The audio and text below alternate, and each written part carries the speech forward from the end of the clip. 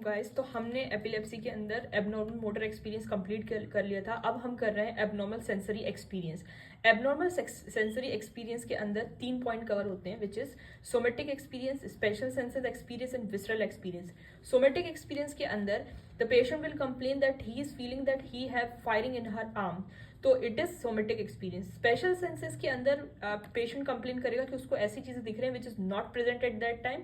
सो बार बार ऐसा हो रहा है, उसको कुछ दिख रहा है and then he get this seizure, तो मतलब वो बेहोश हो जाता है। तो इट इज स्पेशल सेंसेस और एबनॉर्मल विजुअल एक्सपीरियंस वो करता है, which is come under abnormal sensory experience. Abnormal sensory experience के अंदर वो विसरल भी एक्सपीरियंस करता है, यानी कि कोई पेशेंट कंप्लेन करेगा कि मुझे नॉजिया वॉमिटिंग होती है और उसके बाद में बेहोश हो जाता हूँ और ऐसा बार बार इंटरमिटेंट होता ही रहता है, तो it is visceral sensory experience होता है। तो वो जरूरी नहीं है कि वो नॉजिया वॉमिटिंग के साथ जो है प्रेजेंट करे, हो सकता है उसको एब्डोमिनल क्रैम्प हो एंड देन वो बेहोश हो और उसको बार बार ऐसी चीजें जो हो रही हैं।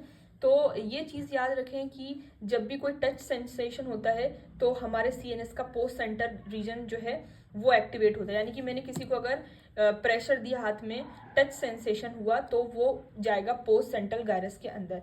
उसी तरीके से अगर मैंने कोई चीज में देख रही हूँ तो वो मेरी जा रही है ऑक्सीपिटल रीजन में। उसी तरीके से ऑडिटरी जो चीज है वो जाती है टेम्पोरल लोब में। उसी तरीके से जो किसी के अंदर एब्डोमिनल क्रैम्प होते हैं, नोजिया वॉमिटिंग हो रही है, वो कौन से रीजन ऑफ सीएनएस जा रही है, तो वो जा रही है आपकी टेम्पोरल रीजन में, और टेम्पोरल रीजन में भी वो इंसुला पार्ट में जा रही है। ठीक है, तो ये इट इज कम्प्लीटेड पूरी तरीके से एबनॉर्मल सेंसरी एक्सपीरियंस। अब हम पढ़ेंगे abnormal psychomotor experience.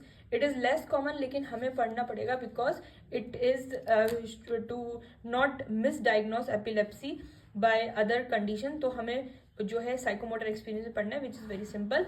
So like and subscribe my channel.